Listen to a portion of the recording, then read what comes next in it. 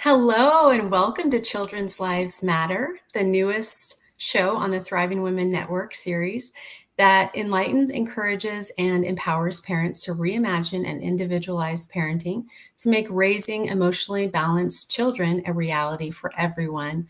Hi, Vera. Hi, how are you? I'm great. It's wonderful to be here with you again today. It's wonderful to be with you as well. How was your Thank you. Mother's Day? It was beautiful. And yours? It was beautiful. It was. Wonderful. My son surprised me. That's great. Well, I'm glad to be here with you on another episode. And we believe that every child is important and deserves to be loved. And for our first time viewers, again, my name is Jessica Sheehan, and I am streaming live from Oregon. I'm with Vera Thomas, one of my co hosts from Ohio. And Vera, what is our theme for this month, please?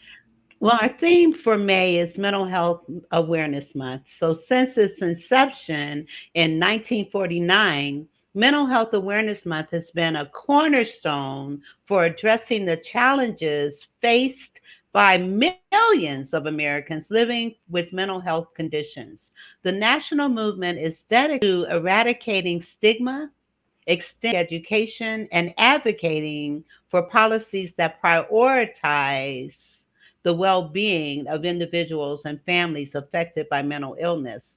Mm. Last week's episode focused on emotional intelligence as the first episode of a four-part series on children's mental health.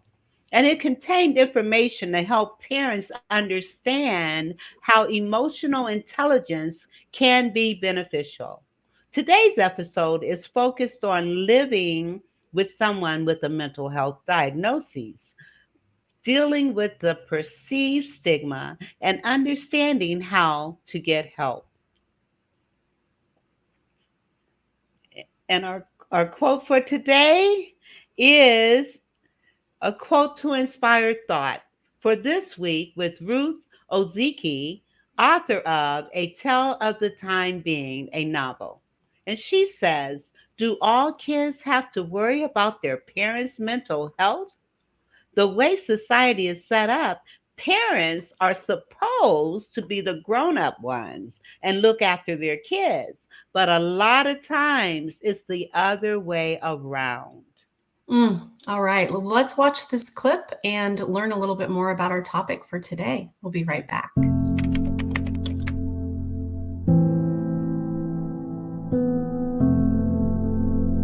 When I was young, I had this very fond memory of my mom leaving us when I was 7 years old, and she actually didn't, come back. Within a month, my dad, in fact, received a divorce letter from her, which devastated him a lot.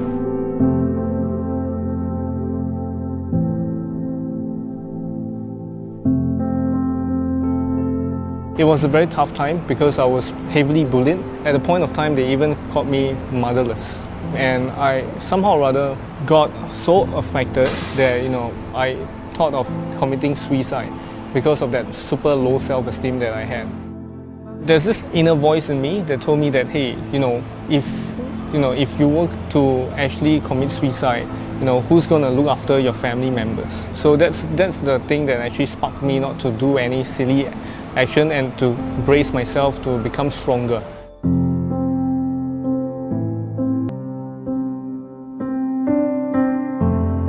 Nursing actually allows me to understand her. It helps me to build up empathy for her, and also at the same time it helps me to learn how to communicate with her. There's this time where I actually brought her to watch the movies with me, and there was this touching scene that I happened to see her, watching it, and she was touched with tears. And at that point of time, I realized something. I realized that, even though she's suffering from a mental disorder, she also feels the same way as how we will feel, when we watch the movie as well. I believe it is not just for her, any patient who suffers from schizophrenia, but also any patients who are suffering from mental illness as well. It just made me realize that, hey, they are still very human too. The thing is that sometimes when she's off, like when she's having a bad day, okay, she will actually scold me, call me names, ask me to go and die and stuff like that. So instead of feeling so affected by it, I would just let her ventilate. I would just let her ventilate out whatever she feels, and I will empathize with her. For my mom, I choose to look beyond the mental illness. I actually see her as more of a responsibility rather than a liability. So I will tell myself to love her even more, even though she left us. Ma'am, how are you feeling today? Fine. I believe the experience that I have, in fact, helps me a lot in building my resilience, because it helped me to be more positive in life and to actually learn how not to give up. Keep on going, keep on loving, and keep on moving towards the I would say the goal of having zero stigma in mental health and mental wellness and mental illness.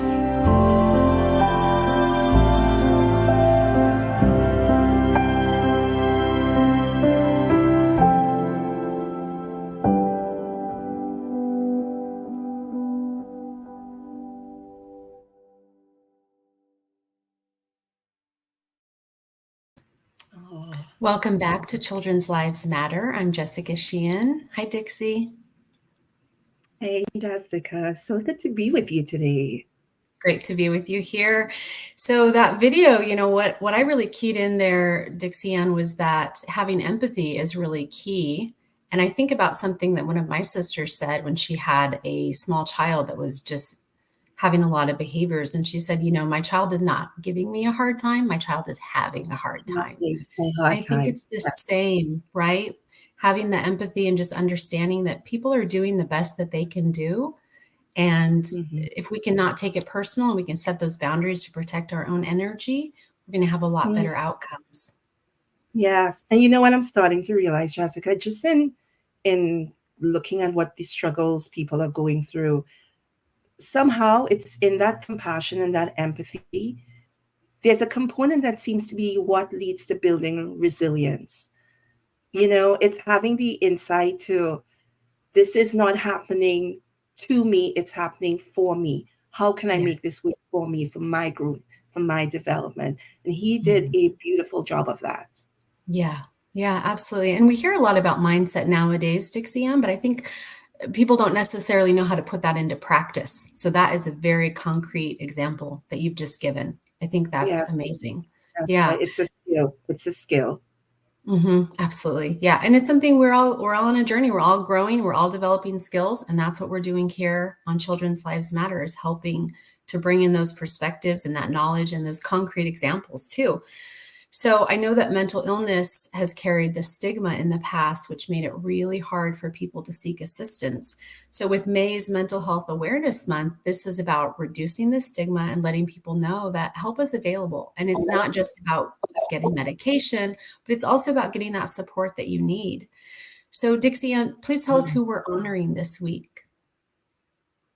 It's my pleasure. Today, we're honoring Karen Comber.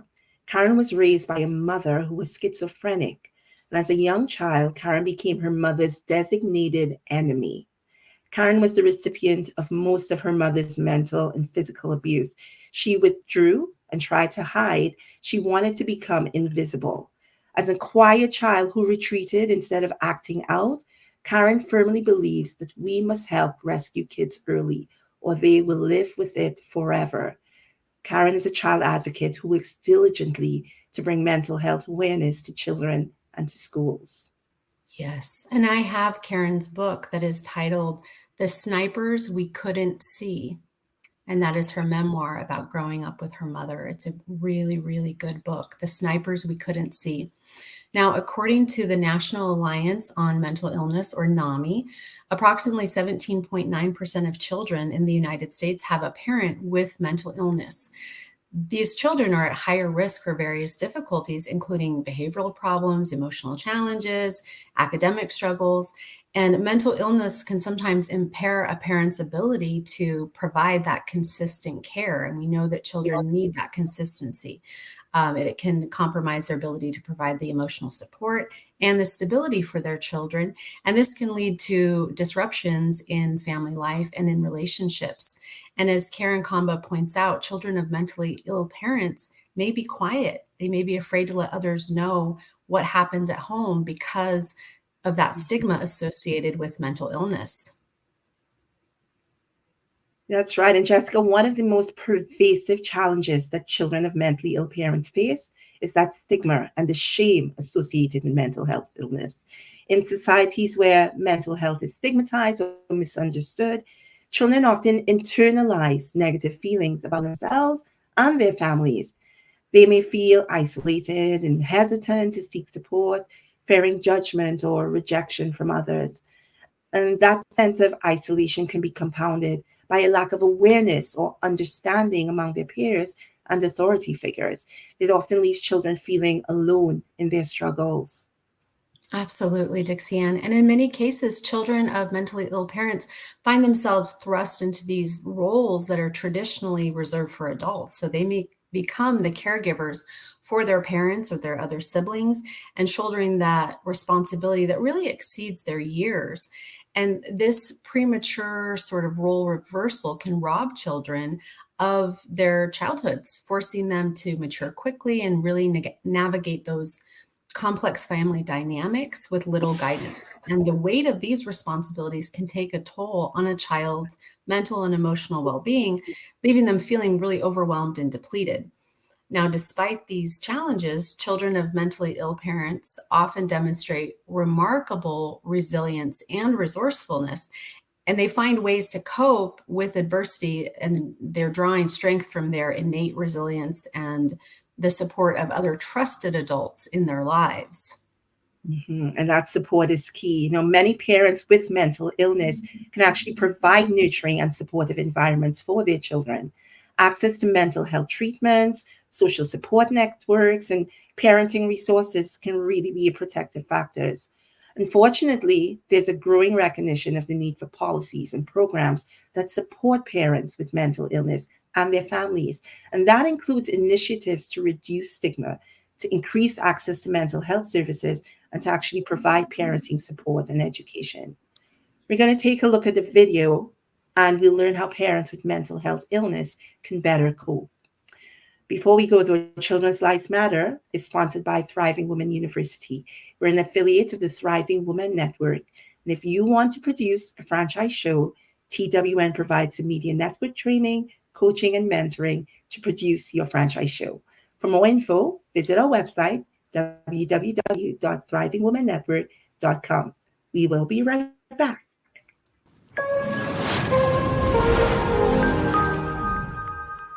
Hey everybody, happy Thursday. Now today we're going to talk about being a parent with a mental illness and how we can be the best that we can be. But before we jump into that, are you new to my channel? Welcome! I put out videos on Mondays and on Thursdays, so make sure you're subscribed and have those notifications turned on so you don't miss out. But let's jump into this question.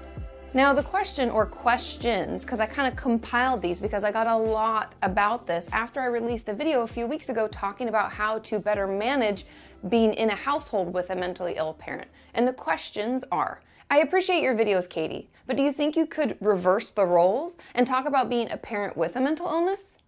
Katie, could you please do a video on how to be a good parent with a severe mental illness?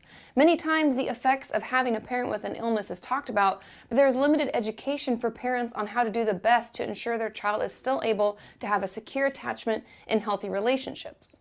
Of course, I'm more than happy to talk about it. And first, I just want you all to know that if you have a mental illness, you can have children. Many people asked about that in the comments, and of course you can. You can do whatever you want. But just like any relationship or choice that we make in our life, we're going to need to be thoughtful about it and make sure that we're able to care for a child.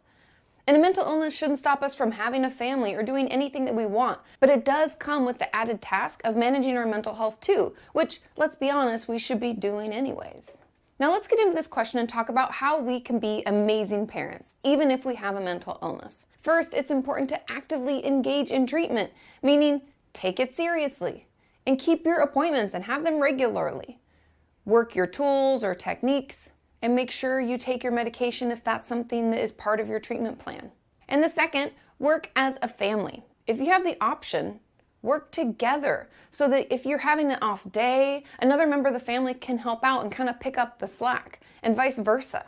Supporting each other can not only make home life more stable for our children, but also more supportive for us as we work to manage our own mental health. 3, have outside support, whether that's an actual support group, friends, family, your therapist, whomever. Make sure that you have a safe space to go and to vent about all that may be going on. We all need that space because, trust me, being a regular person is hard enough. Add in being a parent, that's like dividing our time. We feel pulled all over the place. And on top of that, if we're struggling with a mental illness, we're going to need somewhere to go and talk about it. And the 4th, learn to prioritize. Every day is going to be different.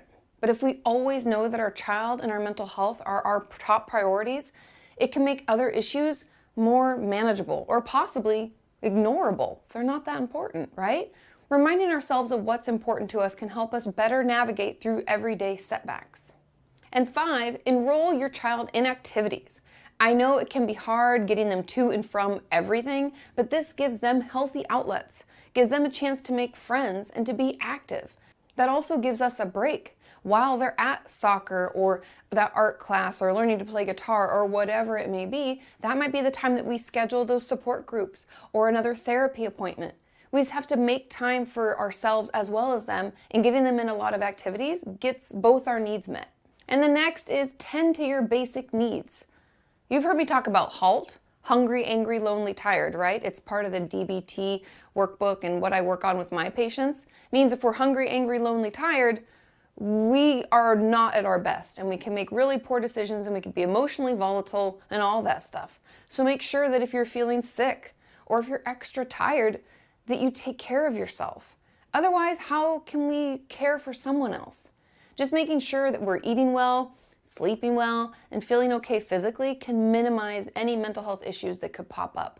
And obviously just gives us, more of those poker chips or more oomph to fight back when maybe our mental health goes awry. And the next tip is to create a safety plan. What should each member of the family do if you go into a manic episode? What if there's a suicide attempt? Put together a plan during a healthy and happy time with your therapist or psychiatrist and talk about it with your child and partner. Note what each person is supposed to do, who they should call, and leave it posted in a place that's easy to access if they forget. I often find that children and our partners in our life struggle during emergencies or crisis situations because we've never talked about it. So take the time when you're not in crisis to put together a plan so that everyone knows what to do and it doesn't seem so overwhelming and scary. And my next tip is don't be afraid to communicate about your mental illness with your child. Things are scarier when we don't understand them. So make sure you let your child know what you're struggling with. Give it a name. Talk about your symptoms. Talk about how it feels for you and what you're doing to get better. And assure them that it's not their fault at all. We know that when children aren't given proper explanations, they make up things to fill in the blanks to try to make sense of it. So give them all the information that they need so that they don't have to make it up. And this is also a great way to let them know early on that mental health isn't something to be scared to talk about.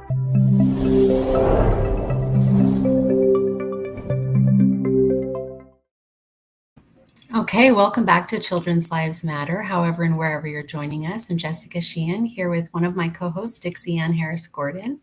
And this is really great advice for anyone struggling to balance their mental health with raising children. Many of us know that when our child becomes dysregulated emotionally, it can be challenging in the best of circumstances.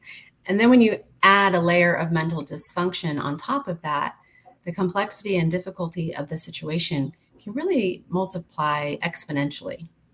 I mean, experiencing their child's dysregulation can be profoundly challenging for parents with mental illness, eliciting a complex array of emotions and struggles. That heightened stress and anxiety stemming from their mental health challenges can intensify when faced with their child's intense emotions and behaviors. Amidst this turmoil, parents may grapple with feelings of inadequacy and guilt, questioning their ability to provide stability and support for their child.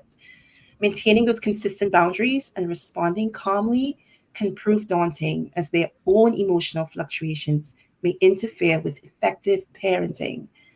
Those moments of dysregulation can strain the parent-child relationship, triggering past traumas and complicating their communication. Yes. And, Dixie Ann, parents can overcome these challenges of experiencing their child's dysregulation by prioritizing their own self-care, by seeking support, developing effective coping strategies. And it's essential for parents to recognize and acknowledge their emotional triggers and their limitations, to practice self-compassion and forgiveness when they struggle, to respond to the child's dysregulation. We're all human, so seeking therapy or counseling can provide a safe space for parents to explore their feelings of inadequacy or if there's guilt, while also learning the practical strategies for managing stress, regulating their own emotions, and then also building that support network, like we've mentioned, family members, other parents who understand their situation. That can offer invaluable encouragement and solidarity. It's so important. Now, additionally, learning and practicing techniques for emotional regulation, such as deep breathing exercises, mindfulness meditation, these things can help parents maintain a sense of calm and perspective during those challenging moments with their child. And by prioritizing their own mental and emotional well-being and seeking support from others and developing these effective coping strategies, parents can navigate their child's dysregulation moments with the greater resilience and strength. And that ultimately is fostering a healthier and more supportive parent-child relationship. Back to you, Dixie Ann. Thanks, Jessica. And yeah, for those of you just joining us, we are talking about the challenges of children who have a parent with a mental health diagnosis as part of our Mental Health Awareness Month. During our commercial break, we'll learn about the normalization of speaking about mental health.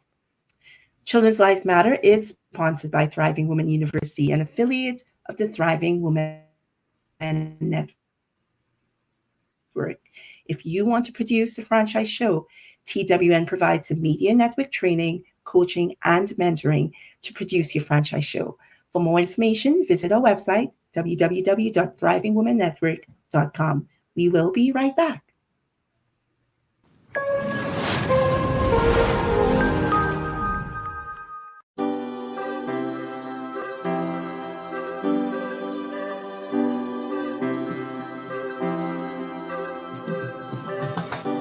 You can't tell how someone feels just by looking at them or what they share online. To the outside world, our lives may look perfect, even if in reality they aren't. I'm always worrying about doing well at school, and with the end of year test coming up, I'm not sure how much longer I can cope. My thoughts swarm around my head, sometimes keeping me up all night.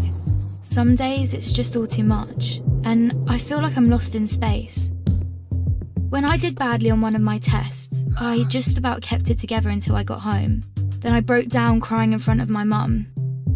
She listened for a bit, and then she told me that, just like physical health, we all have mental health. It's our feelings, our thinking, our emotions, and our moods. She then said that feeling down, angry, and stressed is a normal part of life. Just like it's normal to feel happy, confident, and carefree sometimes.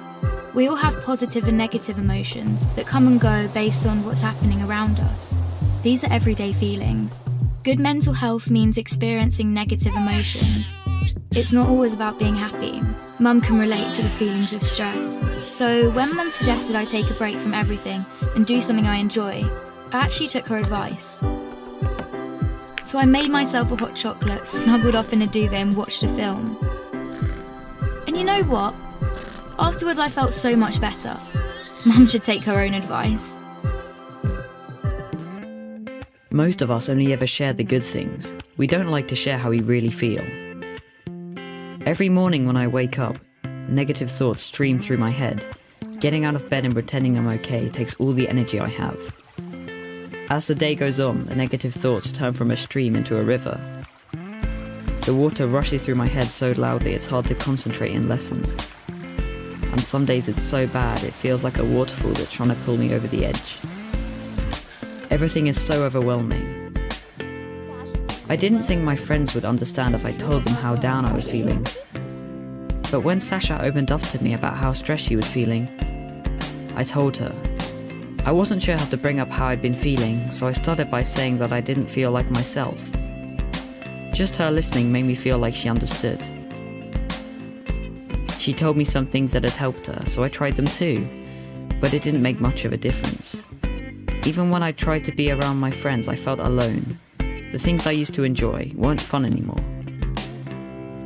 I was really worried about Andre and not sure what to do. He was quiet and wasn't hanging out with us like he used to. So I asked our head of year for some advice. He suggested I get Andre to speak to him since his negative feelings weren't going away. I didn't want to speak to our head of year, but I also didn't want to keep feeling so down, so I went. He said that sometimes we have overwhelming feelings that can be more intense than our everyday feelings. These feelings hang around for a long time and change the way we feel, think, and behave. They can stop us doing what we want to in life. That's what I was going through. He also said that if we're physically unwell, we let people know, we ask for help. It should be no different with mental health. Sometimes our overwhelming feelings are brought on because of things in our life. Sometimes they happen for no reason at all. After hearing this, I felt much less alone and it felt good to talk. Scientists have found exercise can help when you're feeling low, so our head of year encouraged me to sign up to the school football club, which Sasha was already in. I still have days when the river is there, but now I'm beginning to understand my mental health. I'm learning how to cope. Our head of year reminded me that my friends, family, teachers, and lots of others at school are there to help just as much as he is. I had no idea the people around me could be so understanding. And while it's not always easy to talk about my mental health, the person I'm talking to might be able to help. If you don't feel like talking, that's fine. You could try writing, sports, reading, art, music, playing with your pet, whatever makes you feel better. If you're the person someone talks to when they're struggling, just listen with no pressure or judgment. You don't have to have the answer. If you feel unsure about anything, you can speak to a trusted adult.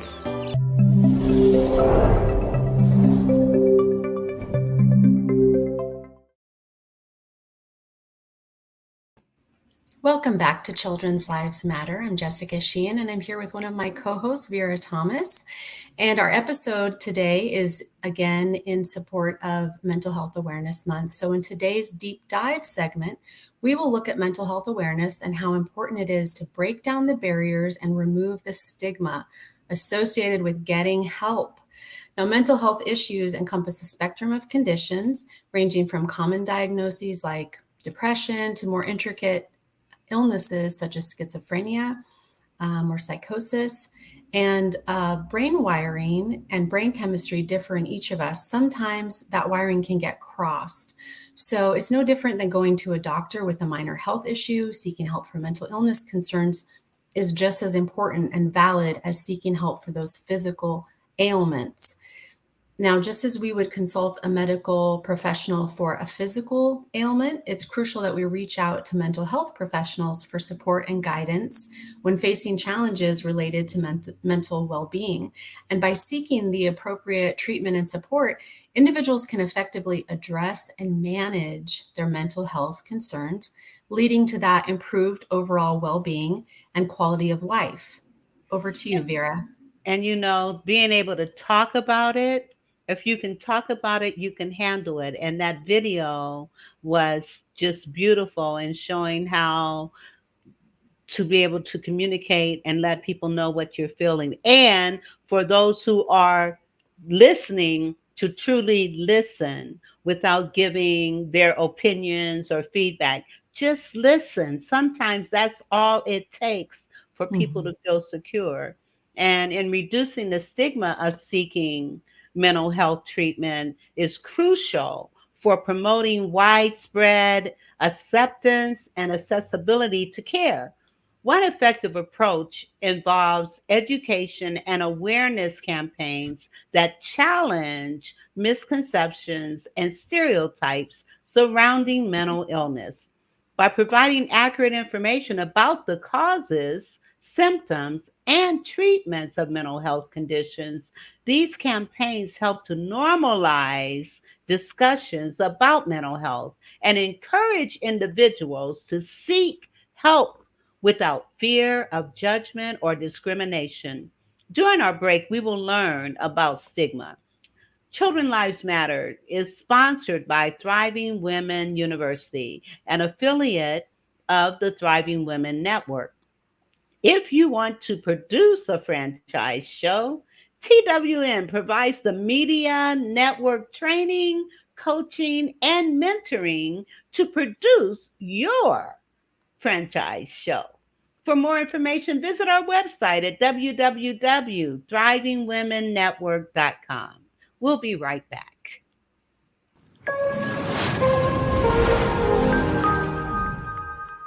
Have you ever felt left out or judged by people because they thought you were different from them?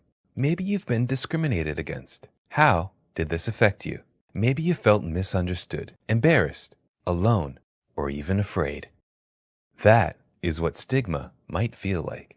So what is stigma? Stigma is a set of negative beliefs and prejudices about a group of people. Stigma also includes negative behaviors towards groups of people. Many people face stigma because of their race, religion, sexuality, gender, economic situation, and a variety of other things. People living with mental illnesses often face stigma and discrimination. This can make them feel ashamed, hopeless, distressed, reluctant to get help or accept help, and feel like they are to blame for their illness. In fact, almost half of Canadians thought people use the term mental illness as an excuse for bad behavior, and 27% say they would be fearful of being around someone who has a serious mental illness. Why is that? Well, many years ago, mental illnesses were not well understood. We didn't know how mental illnesses influenced a person's brain or affected their thoughts, feelings, and behaviors. People with mental illnesses were not treated with the support they needed and were considered outcasts or even dangerous. To end stigma, people need to understand and accept that mental illnesses are like any other health conditions and need the right treatment. We would never say to someone, just think positively and your diabetes will go away. But how many times have you heard, try to be happy, think positively, don't be so depressed, you have so many good things in your life. Now let's look at an example of how stigma can hurt someone. Stefan is a first-year university student. He likes his program and has some new friends. However, Stefan feels stressed and overwhelmed by all of his schoolwork and being away from home. He's not feeling like himself, and most days he doesn't want to get out of bed. He's afraid his friends will think he's weak if he tells them, and he doesn't want anyone seeing him at the clinic, so he doesn't reach out for help on campus. His feelings get worse, and he's having a hard time staying in school. Like with Stefan, the stigma people experience often prevents them from getting help and support from family, friends, and professionals. We know from research that the sooner someone gets help, the better the outcome will be. This is true for all health conditions, including mental illnesses.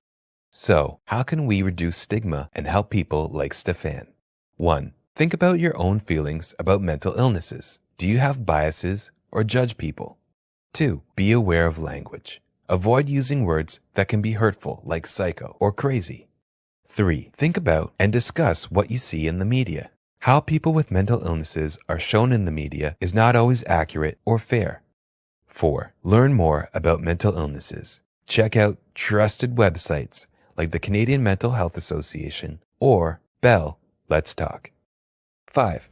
Explore relationships with people in your life who have mental health challenges and illnesses.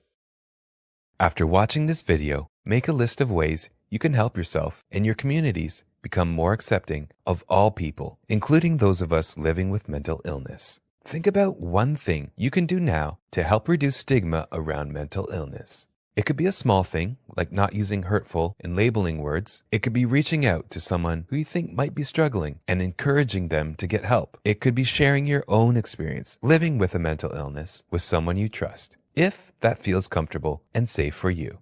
All of these things help reduce stigma and keep it from stopping others and ourselves from getting help when needed.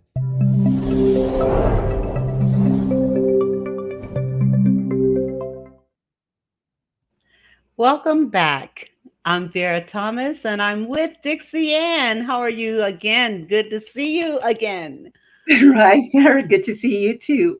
And that video was so thought-provoking. And just think, if more people understood how important it is to eliminate the stigma and use the tools that's being suggested in this video to help someone in a mental health situation.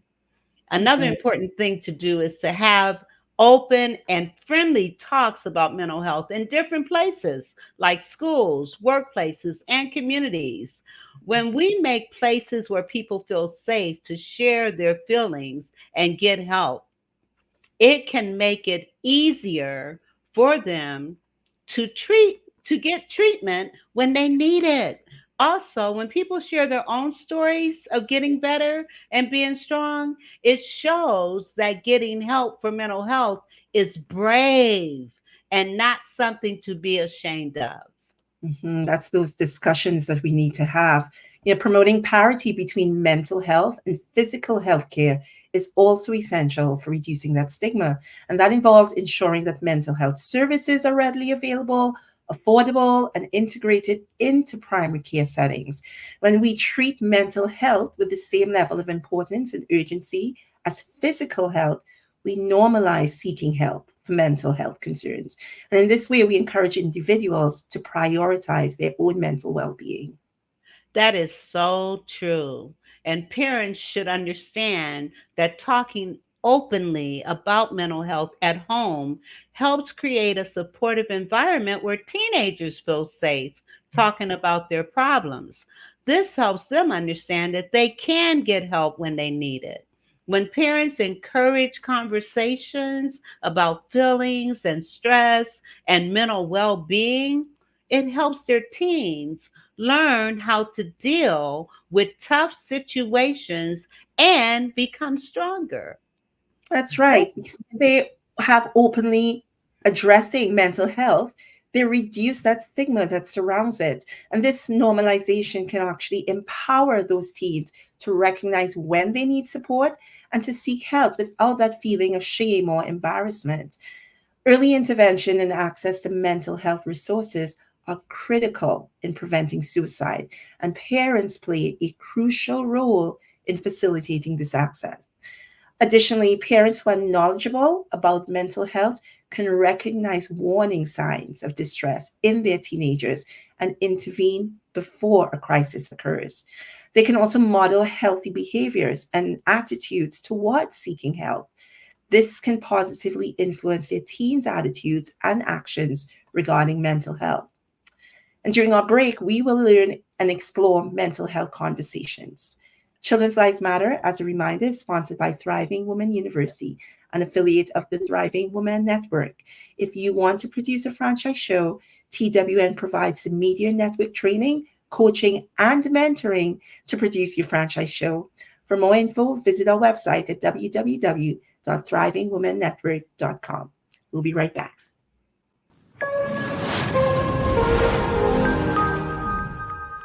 May is Mental Health Awareness Month. And on that point, we are drawing attention to just how common mental illnesses are here in the U.S. In fact, the CDC, which counts this kind of thing up, says more than half of all Americans will be diagnosed with a mental illness or disorder at some point in their lifetime. Meanwhile, the World Health Organization has said that global prevalence of anxiety and depression increased by 25 percentage points during the first year of the COVID-19 pandemic. And joining us now is therapist and author of the Dear Therapist column at The Atlantic, Lori Gottlieb. She's also co-host of the Dear Therapist podcast and author of the book, Maybe You Should Talk to Someone. Lori, welcome. Thank you so much for being with us today. So, let's start just about talking about the importance of Mental Health Awareness Month and having a set time to allow people to really acknowledge the prevalence of mental illnesses. So tell us how you're marking this month. Yeah, I think it's really important that we talk about what we're going through, because I think so many people who are struggling feel like they're struggling alone. So I'm giving people a challenge every week. And this week's challenge is I want them to really listen to somebody, because I think that we need to learn not only to reach out, but how to listen when people do reach out to us. Lori, there have been a number of high-profile suicides this year, as there are every year. And I'd love to hear you talk about whether or not there's a connection between those public events and trends with people who are not celebrities. Yeah, I think that what happens is when you see this happen with celebrities, I think that people realize that something that they've been struggling with is not unique to them. And so these tragic events, I hope will help people to reach out when they need help. And I think that the fact that people are talking about the real struggles that celebrities are having just makes it people more able to reach out. Hey, Lori, I remember on the morning show we had Congressman Jamie Raskin on, who lost his son to suicide. And we asked him if he had any advice for parents. I knew this was an adult son, an adult child. And he said his one regret was, and he's since learned, that he should have been frank about the word suicide with his son. Rather than saying, "Are you okay?" he should have said, "Are you having thoughts of suicide?" Is that good advice? Is he on the right track there? That's fantastic advice. People feel like if I bring up the word suicide, it will plant the idea in their head.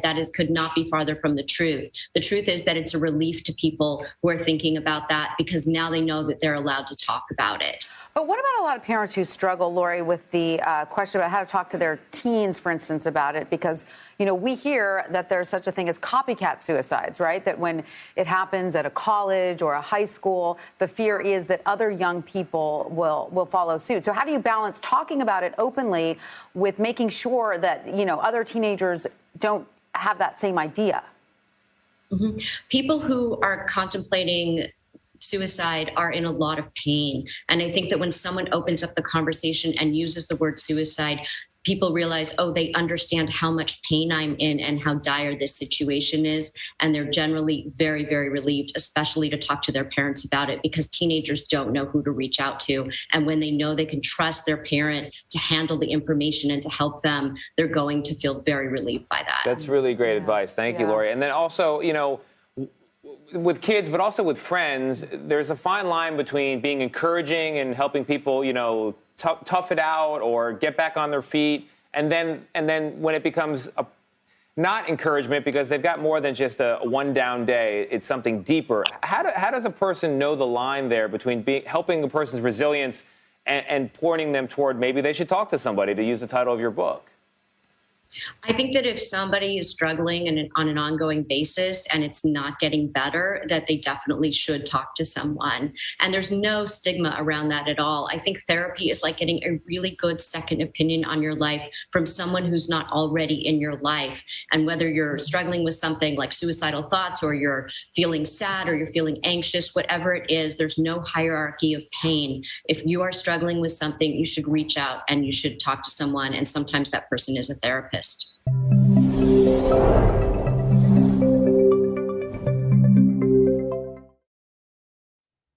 Wow. When you consider the second cause of death for 6-year-olds to 34-year-olds is suicide, this is such an important topic. And these videos that we're showing, parents need to really check this show out. Well, welcome back to Children's Lives Matter. If you're watching the show, you know that May is Mental Health Month, Awareness Month, and today we're here to equip parents and caregivers with an understanding of how mental health affects families. We aim to empower families to have open conversations about ensuring the well-being of their children, including understanding the importance of speaking out about mental health. So Dixie Ann, we opened this show with a discussion of how children can be affected by a parent with mental health diagnoses. We also understand that parents who have children with mental health diagnosis need support. This show is really about normalizing that conversation and letting people know that their brain is an organ just like other organs, and sometimes it may need doctor's attention. Today, we're going to do something a little different as our scheduled guest had a death in the family and could not attend today. So we will have all three hosts on the screen to do a panel discussion. Vera? So, Jessica, let me ask you, in your former job as a forensic interviewer, did you ever encounter a quiet child, one who is afraid to share what is going on at home? How do you get them to talk? Yes, that's a great question, Vera. So, as a forensic interviewer, I worked at a child abuse intervention center, and I talked to kids when there was a concern about abuse or neglect going on in the home, whether those concerns were raised by law enforcement or by child protection services. And I often did encounter this with children. Now, one of the things that was key about the way that I conducted a forensic interview was that I did this privately with just myself and the child in the room. So, mom, caregiver, nobody else was there and nobody else was watching at the time. So the child was told who was watching and who was not watching, and it was very transparent. The other thing that I did was I let them know in the introduction that it was a safe place to talk and that nothing that they said would shock me, nothing would upset me, nothing would make me think badly about someone else. So children often get this idea that something's off or something's wrong, and they're very guarded about their home life if they have a parent that's experiencing mental illness or there's abuse going on in the home, and they're very aware of this. And so building rapport with that child and being able to get them to open up was very, very key. And I went about it in very specific ways that were underscored by research, and that model was empirically studied type of model. So anyway, the process of talking to them was one where I would ask them open-ended questions, and really by listening and not reacting at all, I was able to get them to share with me if there was something going on, and often the worst, most painful, scary moments of their life, and in great detail. Wow, that's amazing. And being able to communicate and make them feel safe is so important. Kudos to you. And let me ask you, Dixie Ann, in your opinion, what is the best way for the U.S. to destigmatize mental illness? Well, first of all, we need to talk. We need to talk. We need to have those open and honest conversations about mental health to take that sting and the stigma off of the topic. And we need to educate. I think as an educator, I have always believed that the way to insert change into society and to influence a culture is through education. We need to go into our schools, educate our young minds, bring in parents, welcome the community, have open forums so that those discussions have a place to take place. And then we need to be safe spaces in ourselves for those conversations to be executed.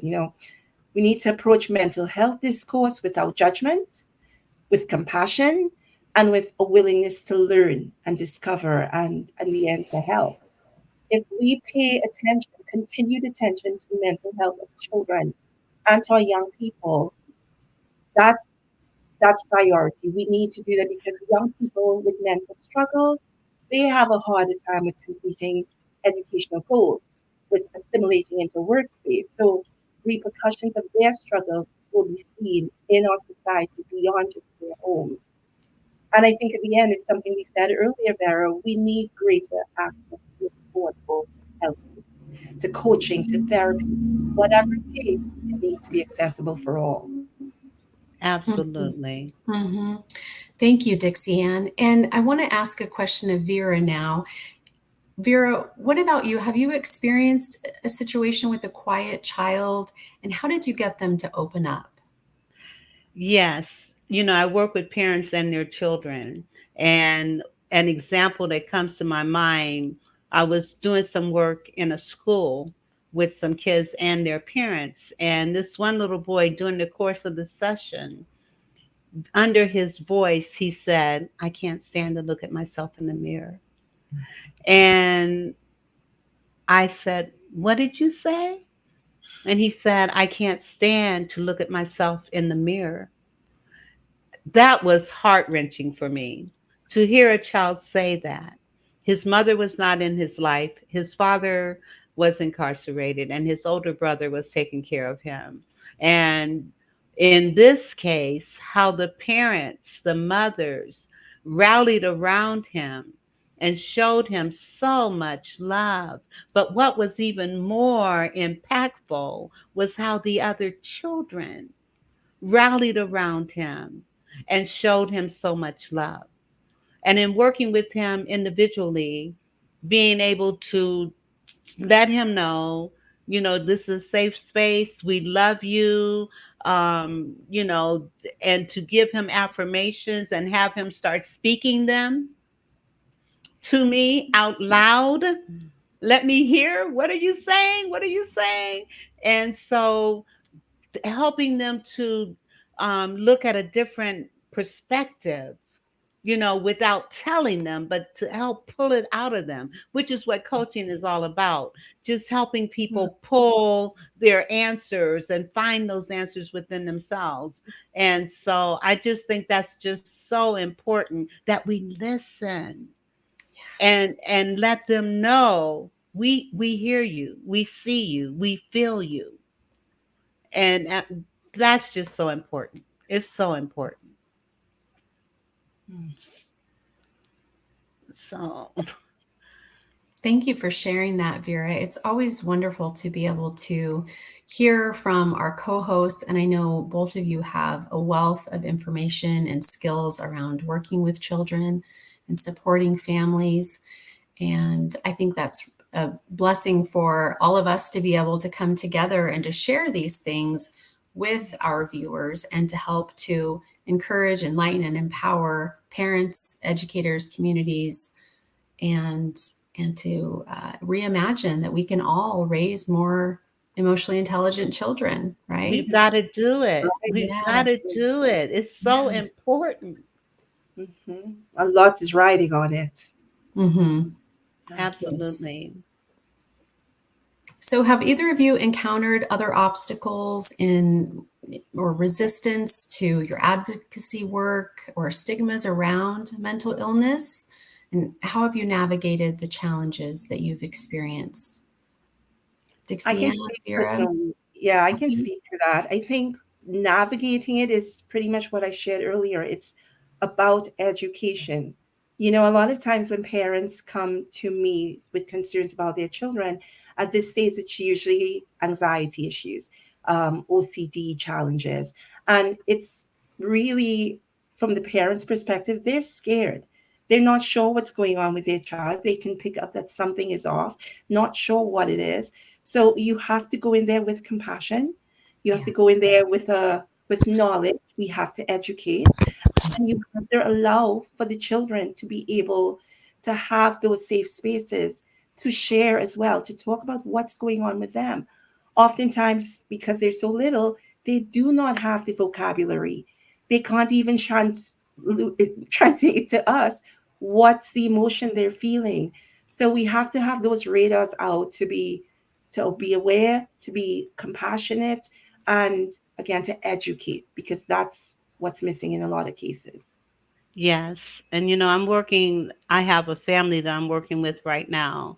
The mother has major health issues that really impact her relationship with her children. And her little boy has experienced being bullied in school. And in working with him, the first thing that was necessary was to help him recognize his value. Yeah. And how important he was. And again, I believe in affirmations. And plus, I've used some PQ techniques with them to help them relax and just better understand each other. And so being able to talk with them individually, but then together, giving them ways and helping them to look at ways that they can improve what's going on, even with a very sick mother. And it's affected her mental health, because she has major health issues. And so Mm. being able to understand, and her kids understanding the impact their mother has and the impact that they have on their mother, Right. the dynamics is just to see the change, to see that light go on, to see them, like the little boy, after working with him a couple of weeks, I asked him, so what's the bully situation like in school? And he's like, they're not bullying me anymore. And they're not bullying him because he took back his power. And so that's the other thing, teaching kids to take back their power and Yes. to recognize their strength and their abilities is so important. And so, being able to do that is very much a part of what all of this is about. It Mm. is. It is. Jessica, if you had one piece of advice for family members to shift them from judgment into acceptance of brain dysfunction or differences, what would you say? Mm. I think that it's all about communication, Dixie Ann. I think that there's space for everyone. And if we can be open about what our challenges are and how we do best, then we can navigate pretty much anything. And so I think it's not about labels. It's not about, I have this diagnosis or that diagnosis. It's about, here's how I can be at my best and here's how I can do well. And just having those open and frank conversations like we've touched on today, so it's not a stigma, it's not something we're afraid of. And just being able to have these discussions, that's really going to set a tone that everything is going to be okay and we can all work together to support one another. So the communication and building the empathy and keeping that dialogue up with our children, that is the biggest key that I would say. Absolutely. Most definitely. Thank you so much, ladies, to my wonderful co-host. Thank you. Your heart for children, for their parents, it's so evident by the way we answer these questions. Thank you for showing up. Absolutely. Thank you. And so we want to also thank our Prime viewers from around the world. And thank you for supporting today's mission to enlighten, encourage, and empower parents, communities, and educators to have conversations with children on mental health issues. And you can support us by joining our Facebook group, Thriving Women TV, and telling a friend. You can also watch our episodes live and then also on demand at our Facebook group on e360tv.com and on our website, thrivingwomennetwork.com. Children's Lives Matter is sponsored by Thriving Women University, an affiliate of the Thriving Women Network. If you want to produce a franchise show, TWN produces the media network training, coaching, and mentoring to produce your franchise show. For more information, visit our website. You may also want to tune into our other show, Every Child Can Learn, on Wednesdays at 2 p.m. Eastern Time. I am Dixie Ann Harris Gordon. Thank you, and thank you, Dixie Ann. And I'm Jessica Sheehan, and we also have Vera Thomas here with us today. We have so many shows within the Thriving Women Network, and I know you just mentioned Every Child Can Learn on Wednesdays. We actually have 8 shows in total right now that enlighten, encourage, and empower women and all of our viewers on so many topics. So all of our shows across the board are all celebrating and having themes and topics that are in support of May's Mental Health Awareness Month, which is so crucial. And so I think that this episode has done a great job. Now, Vera, do you think that we have upheld our mission to enlighten, encourage, and empower parents today? I think we did a great job of that, especially with the videos that if parents will listen and watch the videos that are on our shows and the conversations and gain some insight, some knowledge, and some action steps that you can actually take. Absolutely. Well, we'll see you all next week. Thank you so much for being here, however and wherever you watched us. Yes.